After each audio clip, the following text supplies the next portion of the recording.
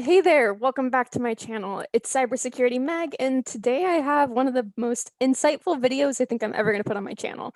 There are so many people who are asking, how can I get into cybersecurity? What am I doing wrong where I can't get a job in cybersecurity? And today I'm so thankful to sit down with a friend of mine, Jesus Vidari, and he's going to answer some of those really hot questions for us. Jesus, if you could start just by introducing yourself and letting us know a bit about your background, that would be great. Awesome. Well, thank you for first of all for allowing me to be on your channel here today, and talking about a lot of these questions that get asked all the time, especially in the IT field. A little bit about myself. Again, my name is Jesus. I am actually a talent acquisition professional. I've been in the recruitment and talent acquisition field for about 7 years now. Started off in the staffing world. Started off recruiting for various different clients and recruiting all different skill levels, all different types of talent in technology. So I've spent all my recruiting time specifically recruiting technology professionals, whether it was software developers, security engineers, data science folks, DevOps. I mean, you name it. I've pretty much touched every facet of the IT industry from a recruiting standpoint. I also work closely with our diversity and inclusion staff or the company that I work at now, part of a large IT distribution organization. And yeah, for the most part, that's where I spend most of my time. Outside of that, I also participate in several nonprofits and local minority group technology professional organizations. So yeah, so that's where I spend most of my time. Wow. I'm just feeling like so lucky to get to have you here because you like the experience you are going to bring to this interview is going to be amazing. 7 years working in recruiting. I bet you have so many interesting stories to tell about I would hope everything so. you've Yeah, seen. yeah, I would hope so. But let's get right into the first question. And I don't mean to start out with a heavy hitting question, but it is one of the most poignant that's on most people's minds.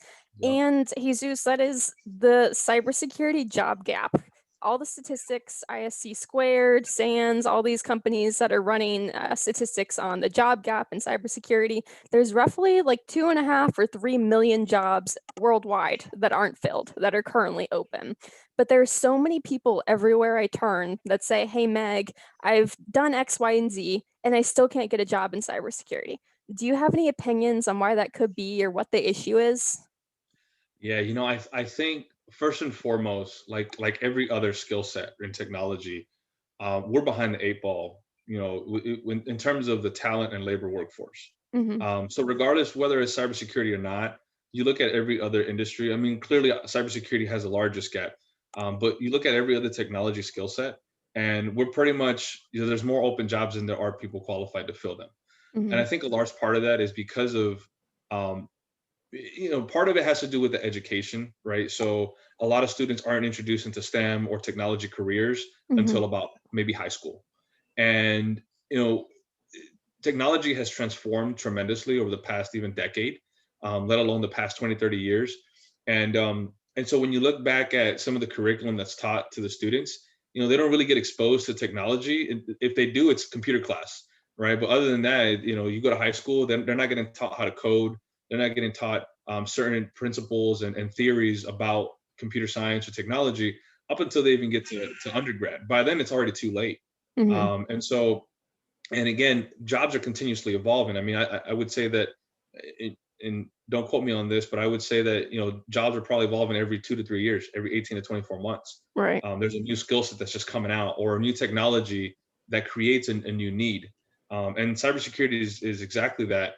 More so because there's a significant demand because of the risk level that it poses to different organizations, right? Right. And so that's why there's more demand, but there's just not enough supply. And again, I think the very essence starts with, the curriculum that's being taught at the schools. There's just not that exposure, and Hmm. so by the time they even get to undergrad, they're teaching, they're teaching technology and theories that probably happened 5 years ago, when now there's a brand new job and we got to catch up to that curve.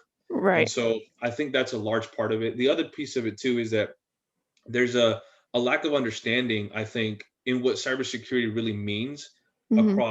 across the industry. Because you know even when you go to undergrad, or you go to college for, let's say, a cybersecurity degree, they're being taught just the overall principles of cybersecurity, but it goes a lot deeper than that. Sure. And a lot of students have this misconception that as soon as I graduate, I'm gonna get a cybersecurity job. Hmm. Is it possible? Absolutely.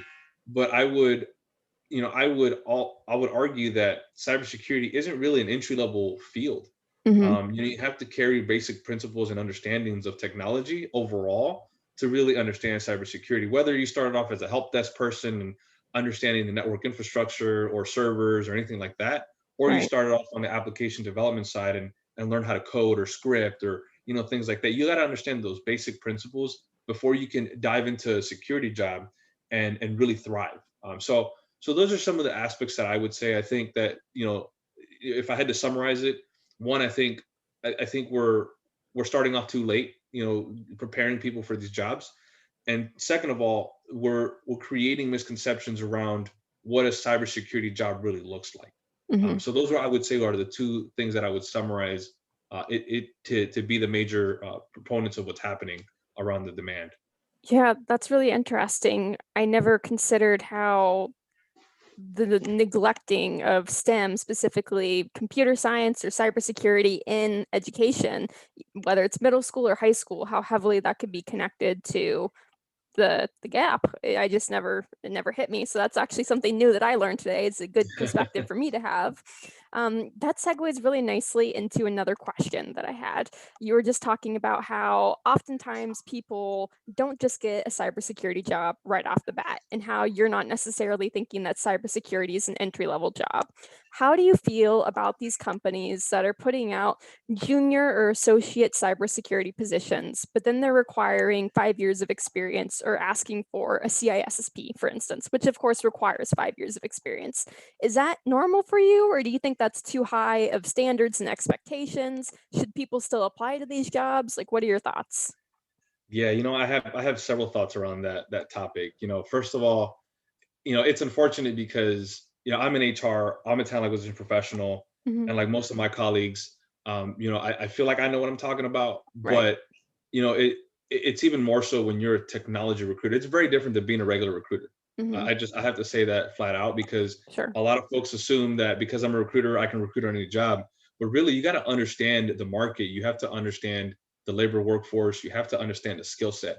And it Hmm. takes, especially in technology recruiting, it takes a lot of time to really understand a job description or what a job description requires, right? If you don't understand the technology or the skill that's even being asked of, then it's very hard to find the right candidate. Now, I say that because a lot of these job descriptions are being created by HR in collaboration with the hiring manager of that department, right? So I Right. will say that part of the ownership goes to the manager that's helping create the job, at least in the organization that I work for. Hmm. But the other ownership is on HR and not only creating the job description, but understanding what the requirements are for those roles, Right. and understanding what the demand and what the market is, right? I mean, Hmm. if you don't understand those pieces, then you're really just creating a job that won't capture the right audience, won't capture the right Right. workforce that you're looking for. And so I would argue that a lot of the jobs that you see out there are probably incorrectly marketed Hmm. or just flat out there's just no understanding around what that skill set truly requires or what it truly demands. Hmm. And so I would say, if you're somebody that's looking at these entry level, associate level positions, is really understand the job description and reflect back on your experiences. If you're coming out of college and you're looking to dive into a cybersecurity field, look at what it's requiring first. Hmm. If you look at the job description and you say, okay, 80 to 90% of what's on here I can relate to or have transferable skills for, Hmm. then I would say go ahead and apply, and it would make sense. Sure. Regardless of title, because even sometimes you might find it says junior, and some that might not even say junior. They might just say cybersecurity engineer, right? And Right. then for certain organizations, which I've seen, that might be entry level for them. And so I wouldn't get hung up on titles, so to speak. Right. But I would really dive in and look at the job description and see what it requires. If it's requiring those 5+ years, my recommendation there is look at your education, look at any certifications, look at anything that might bring relative experience to that. Because a lot of the times, job descriptions might say, hey, I'm looking for 8 years of experience, of whatever, right? It Hmm. could be anything. Oftentimes, and this is where the wording gets tricky. Oftentimes they'll say bachelor's degree required plus 8 years of experience, Hmm. or it might just say 8 years of experience. In that case, you can substitute, if you do have a degree and it doesn't require it, you can substitute almost 4 years worth of education or of experience based off every 1 year of education. So basically, if you have a 4 year degree or 4 year undergraduate degree, that usually equates up until about 12 years of experience, if you don't Wow. have a degree at all. Wow. So you just got to kind of look at those things and really figure out, what is this job actually demanding? What is it requiring? And I would even challenge, if you get an opportunity to interview, I would challenge the hiring manager. I'd say, I read this, and this, but what really are you looking for? Right? Right. What do you want this person to do? Hmm. Once you capture that, then I think you'll be in a better position to understand the job that you're applying for. Right. And I think one of the big issues that I've seen and I've noticed from talking to so many people is that these candidates who want to apply for jobs, they go and look at a job description. And because whether it's the HR department, the hiring manager, whoever didn't specifically know what exactly they needed, they ended up putting 10 different things on there. And then they are Yeah, asking for incident response and they're asking for cloud security and they're asking for SAP security. And then people get overwhelmed and they don't apply at all. But from what I'm exactly. hearing from you, it's really important not to focus just on the title of the job, to kind of put that to the wayside and then focus more on how does your overall like holistic profile actually compare to what they could be asking for. Is that Exactly. agreeable? Yeah, I would say so. And I mean, just a general resume writing tip is, as you're looking at the job description, see what makes sense that you can tailor your resume to. Yeah. Because a lot of the times you may not be getting callbacks because, a recruiter's looking at your resume and they're like, well, this person has no relative experience. I don't Hmm. see anywhere on here, what experience they bring to the table relative to the job description. Hmm. And so that's what I would challenge you to do is don't go the easy route and submit a resume that's, pretty blanket across all jobs. Look at Right. the job description and say, okay, this is requiring 3 years. Well, I got two, here's relative to cloud security, right? Hmm. And then you focus on cloud security if that is the focus of the job. Right. Um, so that would be my recommendation as well, is try to tailor it as much as possible. But don't also just add things in there, or don't add things that maybe you touched, right? Because if you just, like, let's say you just, you know touch the one piece of software one time, that Hmm. doesn't mean that you have experience in it, right? Right. Right. You want to make sure that you're careful about what types of technologies or tools or applications or software you're including in there, Right. because you will be asked, right? If it's on your resume, it's free game. So Exactly. those would be some additional recommendations that I would say to that. Okay, great. And that leads perfectly into our next question, which is, and I'm sure you've heard about this, but everyone nicknames the HR process getting past the HR firewall. What is the validity to this? Let's say there's a job description that asks for a bachelor's degree, or it asks for a specific certification, maybe the Security Plus from CompTIA. If that person, the candidate, doesn't have those specific 2 words on their resume, or they don't fill it out in the form when they're applying, is their application automatically going to be discarded, or is an actual human still going to be looking at it? That's a good question. I can tell you just from my own experiences within the organization that I support, Hmm. we look at every resume, Okay. for the most part. So we have an ATS system, which ATS stands for applicant tracking system. Okay. And so most large organizations would have an ATS. Hmm. And so it all depends on their program, their software, if they have it automated or not. I would argue that a lot of recruiters still to this day look at the resumes. Now there may Hmm. be there may their applicant tracking system may have the automation in there where if the person has no relative terms at all, it might discard them automatically. Hmm. But I can only speak for the organization that I support, and Hmm. I can assure you and say that I pretty much look at every single resume that comes to every job that we have open, and and I take a look at them. And granted, I already have an eye for certain things that are relative to different skill sets, and so I Sure. can catch things. And I guess the beauty of that is, I'll look at a resume and I'll say, well, this guy doesn't have the 3 years that we're requiring. He doesn't have any experience, but he has certifications, and he Hmm. has maybe he has a GitHub, or he or she has a separate profile portfolio that they built. And Hmm. so I'll look at those things and I'll make a decision based off of that. So it's not just me saying, well, this person doesn't have 3 years of experience, they don't have the certification, let's decline them. I Right. don't do that because what I've learned in my career as a technology recruiter is that not everybody's going to have 100%. I've never found a candidate that has 100% of the requirements of any job description. Sure. If you do, let me know. If you find that person and that job, let me know. But I personally, I've never come across a candidate that ever met 100%. And so what that tells me is that there are other factors that you can consider when you're looking at somebody's experience. And honestly, I've found the most qualified candidates or the people that have been the most successful in their careers, Mhm. as I progress in my own and still continue to build relationships with these individuals, is that some of them don't even have a bachelor's degree. Some never had any certifications. They just went in there and they made a name for themselves either through the ideas that they brought, through the innovation that they brought to the table.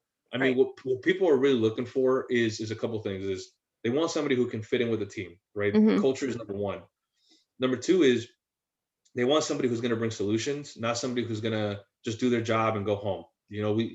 Most companies want somebody who's going to innovate, who's going to bring something new to the table, who's going to challenge the status quo. At least, especially nowadays, is challenging that status quo. And I would argue that somebody also is looking for somebody that's going to continue to grow. So even if you don't have certain experiences coming in, you're doing whatever you possibly can to get that next certification or sign up for that free seminar or go to that next conference, right? Those are the types of things that people are looking for, especially in the technology field. Wow, that was really impactful. I think you talking about what companies are looking for, not necessarily checking off all the boxes about having the 4-year degree and having the certification, but touching on the soft skills too, that you're going to be a hard learner, that you're going to bring innovation, that you're going to provide solutions and not just, create more problems. I think that was really helpful to everyone who will be listening. So thank you. One of the questions that also leads into this is, are companies that are seeking these entry level roles, why aren't they willing to train people if they're asking for an entry level role? Is it about money? What is it usually about? If they want someone who's going to be a junior or associate, why are there so few companies that are hesitant to train people on the job? I mean, you actually hit the nail on the head. I think 9 out of 10 times it's for the financial piece of it. Hmm. Not only that, but the time commitment Sure. that is required, right? Right. I mean, first and foremost, when anybody gets onboarded to any organization, I mean, depending on your onboarding process, I mean, it easily takes somebody anywhere from 3 to 6 months just to learn the company or the organization that they're a part of, Right. right? Just to learn the ins and outs, the very fabric of the organization. And so they're Hmm. really not contributing to the bottom line until about after 6 months. And so you tack on just a regular onboarding process on top of now I got to train this person. Hmm. Well, usually companies are gonna be opposed to that. Now, if they have a very robust training program or some type of rotational program or internship program, then I would say that in those particular instances, those are the types of programs you want to look at. Those are the types of questions you want to ask these companies, right? You want to go to them and say, if I come on, do you have any types of training programs? Do you have personal development programs? Do you have, tools that allow me to continue my education? Whether it's through internal tools or maybe they have benefits that allow you to go back to school with tuition reimbursement. Right. And also looking at things like, um, not only are you going to train me, but is there opportunities for mentorship? There's different ways that you can kind of talk to companies because at the end of the day, it's not only them that they're interviewing you, you're also interviewing them. Right. Especially if you're good talent, they're gonna find ways to keep you or to bring you on board. Hmm. And so it's your job not only to market yourself, but also to ask the right questions Hmm. and challenge them to say, what are you gonna do to continue to enhance my skills and train me up? Because what I will say is that companies that are investing in training are wise because that creates loyalty, right? Oh When you yeah. bring somebody on board that just graduated from college, let's just say, and you say, "Hey, I'm gonna pay for your certification, and I'm gonna train you up, and I'm gonna do this, and that." The likelihood that that person is gonna stay at the organization and contribute to the bottom line is a lot higher. You may get more. You may get more return off of your investment just by doing that versus bringing somebody from the market. They come in for a year, maybe 2 years, and now you lost all that IP because they left and they're like, well, that was just a paycheck. whatever, now I'm moving on to my next opportunity. Mhm. But if you invest in your employees, you get a lot more return, because those people are going to be committed to you and say, you know what, this organization really put the time and effort in myself. And I think that's where a lot of hiring managers and talent professionals and HR folks, fail to understand that we're still in the business of people relationships, right? It's Yeah. all about creating relationships. And if you give to your employee's going to give back, and if you keep them happy, they're going to stay happy and they're going to stay on board. Mhm. So, going back to your question, I think the biggest challenge is the financial piece of it, and the other piece is time, just the time Mhm. that it takes. But I think as we start to see more and more demand for these jobs, and we're starting to see organizations find creative ways to train people, to give them the success that they're yearning for, right? Mhm. And also diving into these youth programs, diving into programs that are alternative means of recruiting, Right. kind of more that long-term strategy, right? Investing in the future, because that's what we need to do, particularly in cybersecurity. If we're going to close this gap at all, we have to start at the elementary school level, even I would even argue at the kindergarten level. Like, you start getting them exposed, you create different camps, and Right. then eventually you're creating an army of cybersecurity professionals by the time they even get to undergrad. Mhm. I mean, a lot of folks, it's kind of like with youth sports programs, right? I mean, some of the best kids, and I'm using this analogy, but some of the best kids that go to school and play baseball or basketball or football, they start at at the pee wee level, at the junior level, right? They're Right. they're little kids, playing soccer at 5 years old. Why don't we do that with cybersecurity? Why don't we do that with technology, right? We do Absolutely. that, you're building a workforce for the future. So I got a little bit off tangent, but these are just some of the things that as other organizations look at, they're finding ways to train and enhance and develop the workforce, not just their current employee Mhm. workforce. No, that was fantastic. And I'm going to get a little bit off tangent too, because I didn't tell you this question that I want to ask, but I feel like it's really important to bring up. And that is, do you have any pro tips on salary negotiations? I feel like there's so many Um, people that get offered, hypothetically, maybe 50K and they want 60K, but they're so afraid to go back to the company and say, I'd really be more comfortable with 60K because they're afraid that job offer is going to get rescinded. Is that a thing? Do job offers get rescinded because people ask for more money or for more benefits? Or do you have any pro tips that could help people out there on that? well, pro tip number one is, if you don't ask, you don't get.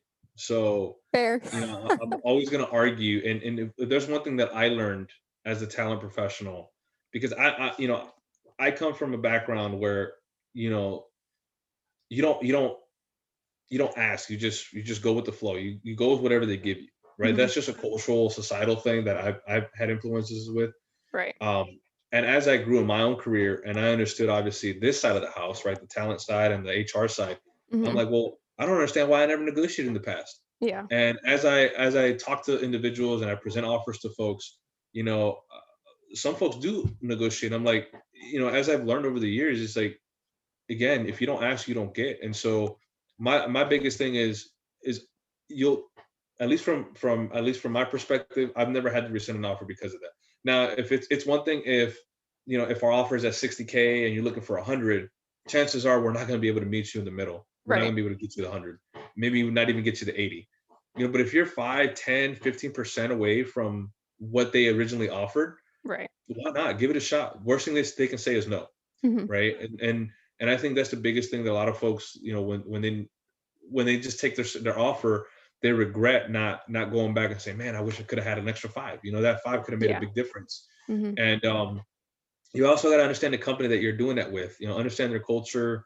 Make sure that you built a good relationship with those managers that you interviewed with, Mhm. because obviously they want you. They picked you out of however many other candidates interviewed for the job. And so, if it's 5, 10 grand that we're talking about, chances are they're not gonna go back on an offer because of that. They're gonna do whatever they can to keep you and to make sure that you're happy. Because if they don't give you that money, you take the offer anyway. Guess what's gonna happen in 2 years, maybe a year? You're gonna look for another job, and then that manager is now out. They have to backfill that position. It's gonna cost them more money to replace you. and train that person up. And so I would argue that if it, and this goes even to the manager side, if you're a manager, work on trying to keep that offer that you made, because it's gonna cost more time and effort for you to go find somebody else that has the same level of skill, especially in the technology sector. This is where, if you're in the technology industry, you're at a significant advantage as an employee or as somebody who's seeking a job, if you're qualified for that role, because there just isn't enough people that can do certain jobs. Right. So you're at a significant advantage in that, and negotiating power. Yeah. So to go back to your question, I mean, again, number one tip is make sure that you ask, and don't hold back, but be reasonable. Be Right. reasonable when you ask, and understand the market. This is my second tip. Understand the market. If you're from California, don't come to Florida asking for 200K for a job that pays 80K. Like, that's just not going to happen. Right. Um, and this goes back to my first tip, which is be reasonable. But if you understand the market, you understand what the job entails, then chances are you're going to be educated in your negotiating power as well. And really lay out, I would say, if I had to add a third tip, lay out whatever you bring to the table, right? If you need to Mhm. make a list and say, okay, based off the job description, this and this is what I hit. And then also make a separate list and say, okay, what goes above and beyond? Because that's what's going to really get you the job and get you the offer that you're looking for. If you create a list on this side that says, well, the job wasn't asking for a certification, but I have this certification, and it's relative, then guess what? That's an added bonus to them, that you can say, hey, I bring this to the table as well. I want you to consider this as you review my offer again, Mhm. right? Um, and just be open to them saying no. If they say no, Right. what are you going to do after that? Are you going Right. to move on? Do you have a backup plan? If you don't have a backup plan, then you might want to take that offer. Right. But if you do have a backup plan, make sure you have 2, 3 offers lined up. And I would also say that if you have those 2 or 3 other offers lined up, use them to your advantage. I mean, you're the talent that they're seeking, and so at the end of the day, and this is what I tell everybody that negotiates with me, that counter offers with me. I say, look, at the end of the day, we're all humans. We got bills to pay. We got families to support. We got goals and careers that we want to attain, Mhm. and some of that is tied to finances. And so don't be afraid to ask for the additional salary that comes with it. So Yes, I love this. This is so good. I hope everyone out here who's listening just feels like more empowered to ask for what they feel they're worth, to examine their certifications, their education, their profile, stack it up against what's being asked, identify the market that you're looking for, and then don't be shy. Because if you don't ask, you won't get it. Like you said it very succinctly. And I think that was perfect. So, enough time on salaries. That was perfect. I love that information. Let's talk about how are recruiters finding talent? Like, where are you looking besides LinkedIn, Glassdoor, the normal places? And where should potential cybersecurity candidates be going to submit or look for new jobs and that kind of ordeal?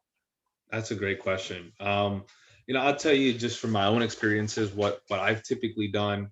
I mean, for sure, the LinkedIn is number one. I mean, I think if Okay. if you're if you're a ta- if you're a professional in any industry and you don't have a LinkedIn, I'm questioning. If you're a type of person that doesn't like social media, I get that, but you also got to kind of give and take a little bit. Hmm. And if you really want to be out there, you want to market yourself, then I would encourage you to at least have a LinkedIn. If you don't have any other social medias, that's fine. But if you have a LinkedIn, chances are I'm gonna come across you, because LinkedIn is a very powerful tool in terms of networking and Right. connecting with professionals and even just learning. I mean, I tell you, most of the even technology skills that I've learned have come off of LinkedIn, just reading different articles, understanding different verticals. Sure. So that would be number one. Other areas that I would say are a little bit more unorthodox. I mean, most recruiters are going to hit the job boards. They're going to go to like Dice, or they might go to like Stack Overflow, or they might even look at GitHub. I mean, there's opportunities to look there. But those are just some of the things that I've done.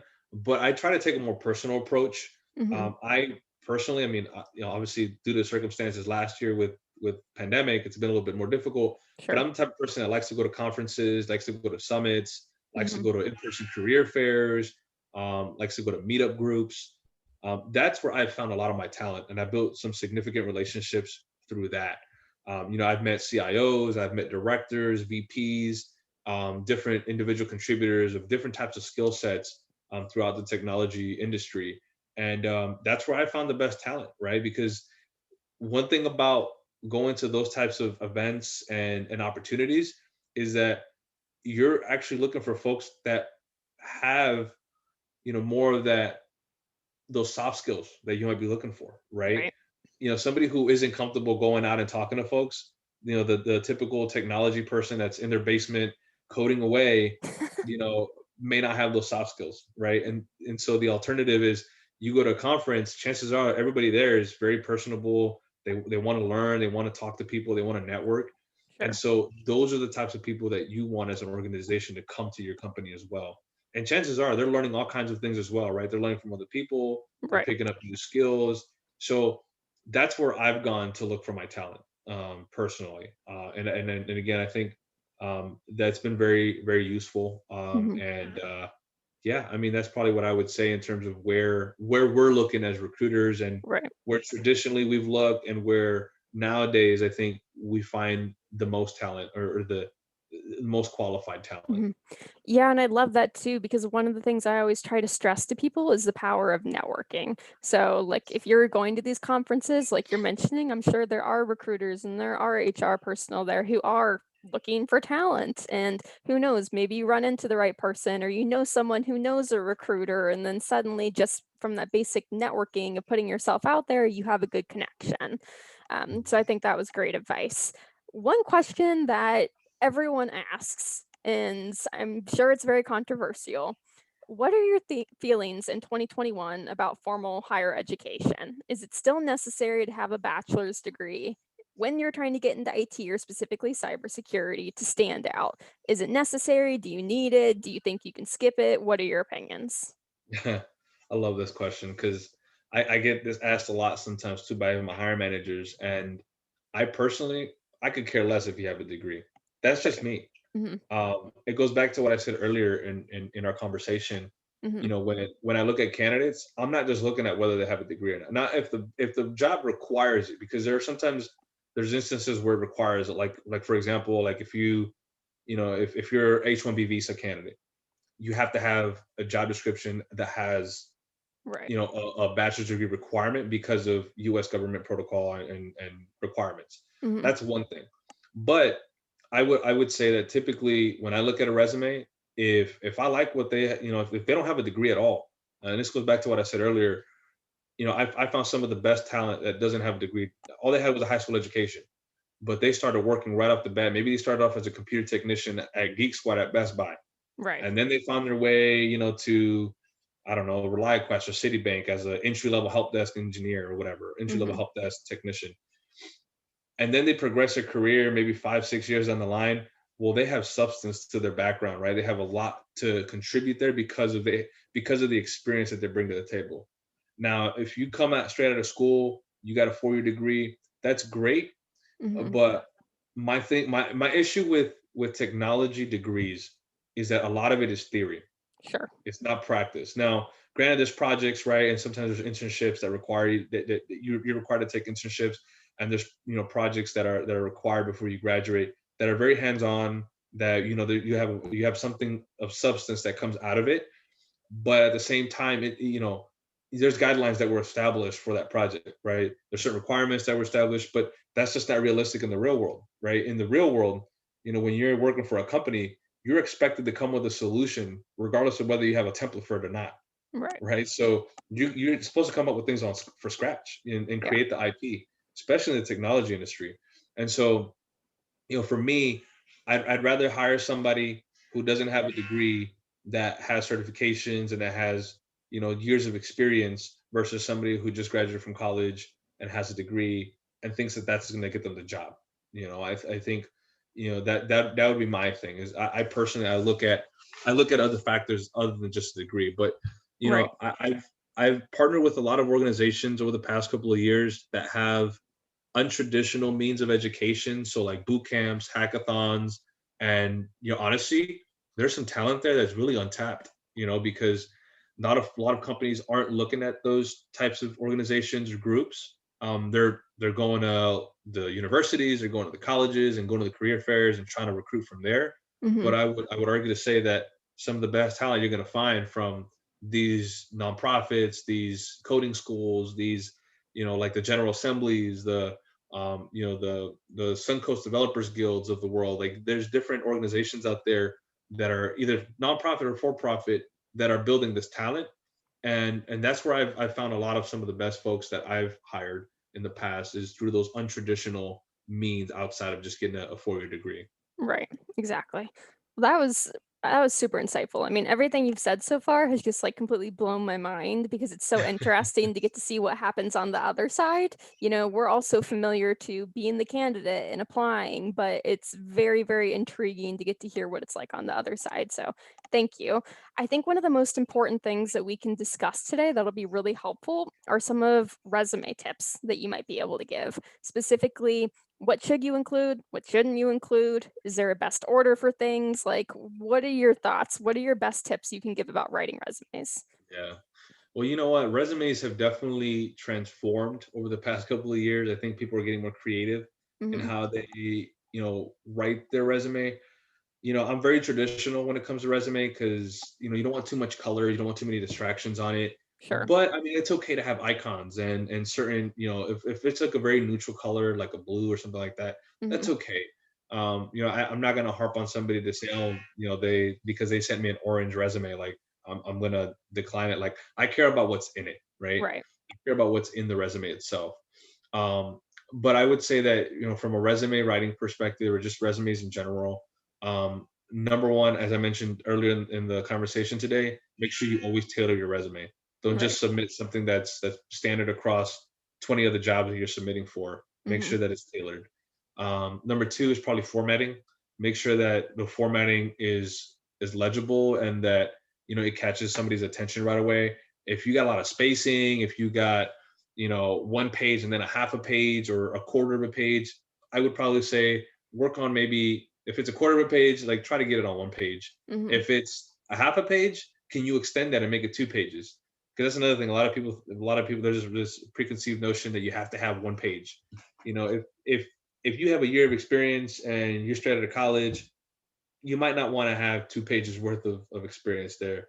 I think you'll be okay with one. But if you're a professional that has 5, 10, 15 years of experience, go all out on the number of pages. I mean, just don't create an essay, or don't create a book, right? Don't Right. create a 30-page resume. But 2, 3, 4 pages. I mean, if you're a 20-year veteran, 25 years, 4 or 5 pages is realistic. You want to Right. put everything that's in there, and you don't want to miss things. But you also want to be careful what you add on there. Try to be as relative to the job description as possible. The other piece too is that I think it's very important that a lot of people miss that I think is, I mean, super critical is numbers, is data, especially Mm. nowadays. People want results, and so when you're writing your resume, think about how you can add metrics or data to your resume, right? If you Right. were, if you're a cybersecurity professional, how many hacks did you experience a day? You know what I mean? Like how many did you stop? What was the outcome? What was the result of all those experiences? Did you implement any software? If so, how long did it take? How many people were supported on that software? How many users did you support? Right? Hmm. These are all different numbers that you can think about when you're writing your resume, so that it's not just oh, I supported, the endpoint security for the department. Okay, that's great. How many people were in the department? Right? How big was the company? These are things that an organization is going to look at, because Right. if you say that, right, for example, let's just use that same example.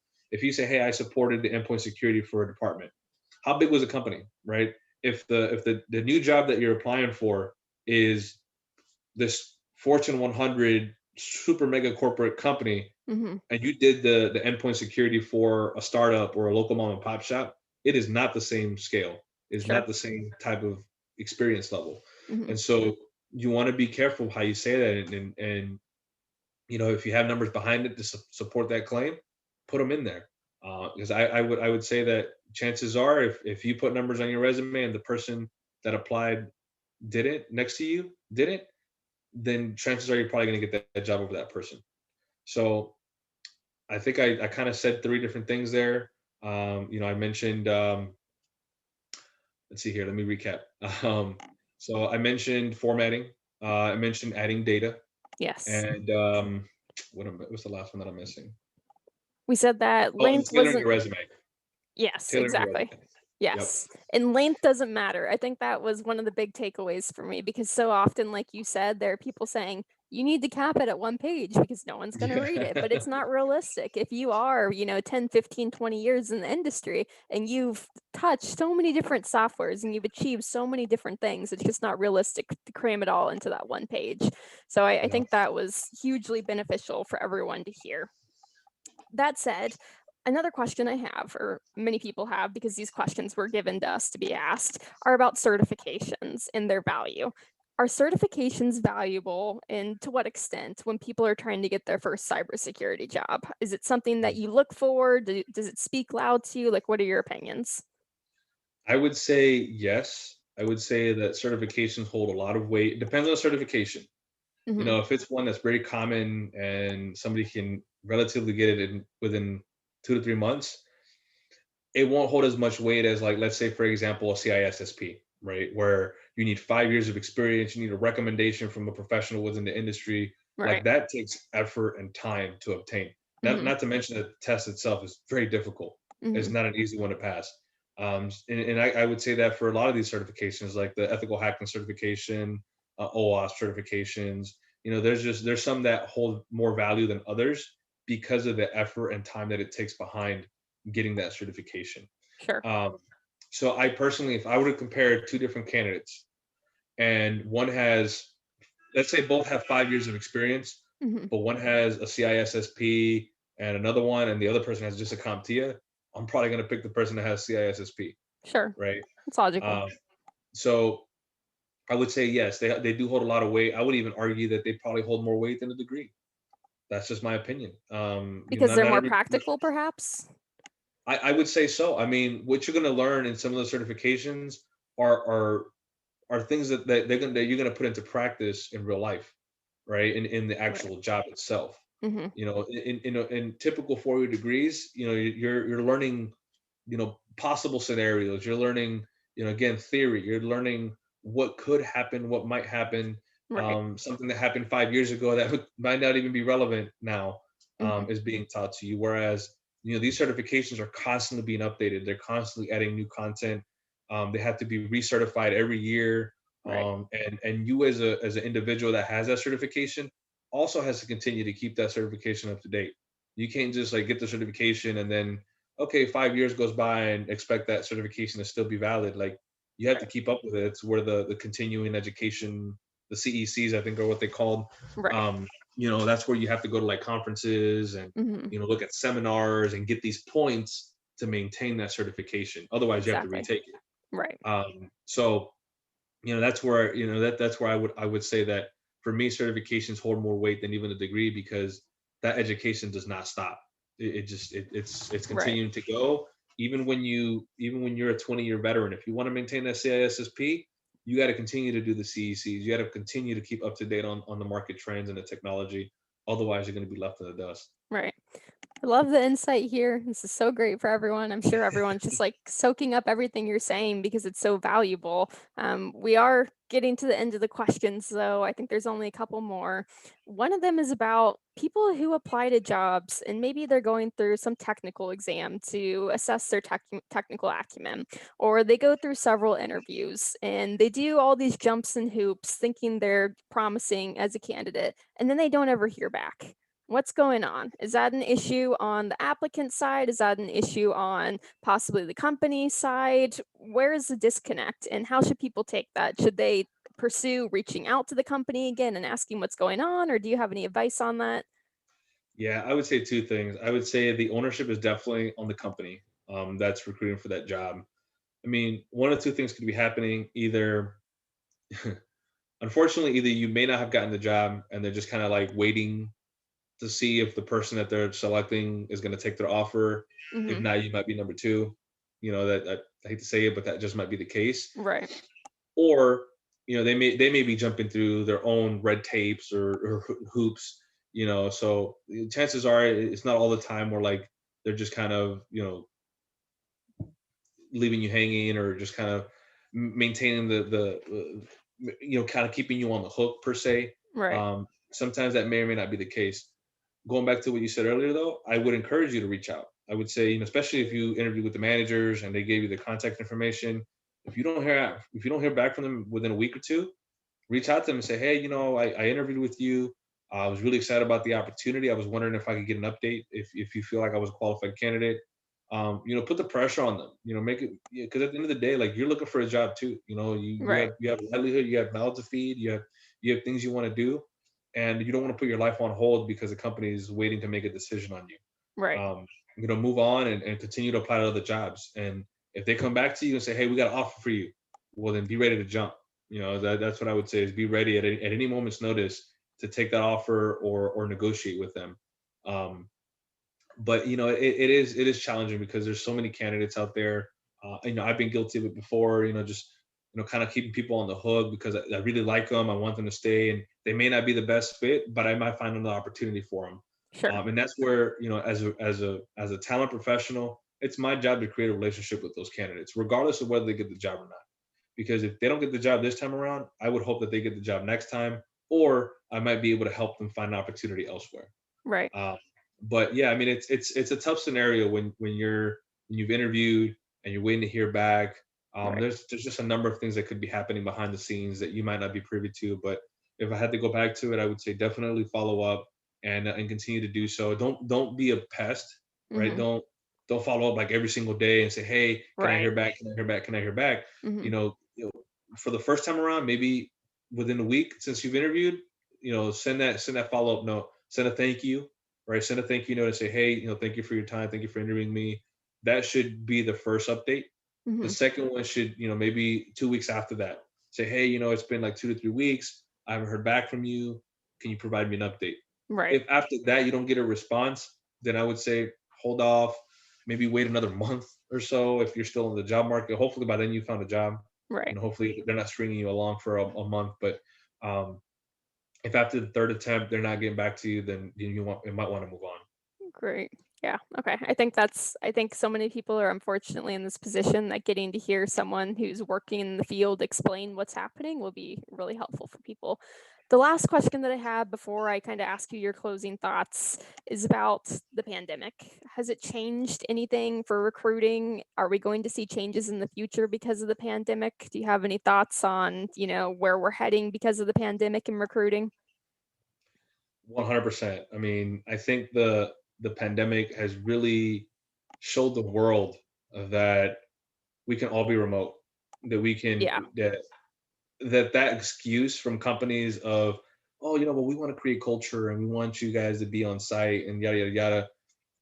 I think that they're blowing smoke, and that there's probably some trust issues there with that organization if Hmm. they're not allowing people to work remote. Now, if you have client meetings or they want you to come in once or twice a week, that's different. But Sure. I think what we've learned is that through the pandemic, we can really accomplish a lot more as a Hmm. remote workforce. Um, I would say also too that it's really impacted recruiting in that it's very difficult to be personable like the way we used to. Like Right. I mentioned to you guys earlier, I used to love going to conferences and summits and meetups. Can't do that. I Right. mean, I can do it, but I got to do it virtually, Yeah. and it doesn't have the same impact. Sure. But the upside to that is that I can talk to people from across the world. I can recruit people from across the world, Right. and I'm not bound by geography. Um, and I guess the other piece too is that, we're if I tie this directly to cybersecurity, I mean the demand has only increased for security jobs because we're working remote. It's easier for a hacker to infiltrate our home Wi-Fi than it is to infiltrate the corporate security, VPN, right? Hmm. So the demand has obviously increased for that as well. And if I'm relating that specifically to cybersecurity, but it's definitely impacted the talent acquisition field. And whether you look at it from a positive or negative standpoint, that's completely up to you. But we're gonna adopt in new ways, I would say, and there's gonna be new technologies, new methods, new processes of recruiting people because of the pandemic. Right. Well, Jesus, this has all been just like completely mind blowing, I'm sure, to everyone. It's been so insightful. Do you have any last minute words of encouragement or closing thoughts that you can give to people who are pursuing a job in cybersecurity? Anything that comes to mind that you just kind of like to close off with? Yeah, I mean, that's tough because I probably have so much that I want to say, but I think for those that are seeking opportunities within cybersecurity, I think just really reflect on where you're at now and where you want to be. Really learn the industry, learn, because cybersecurity isn't just cybersecurity. There's network security, there's endpoint security, there's mobility, there's cloud.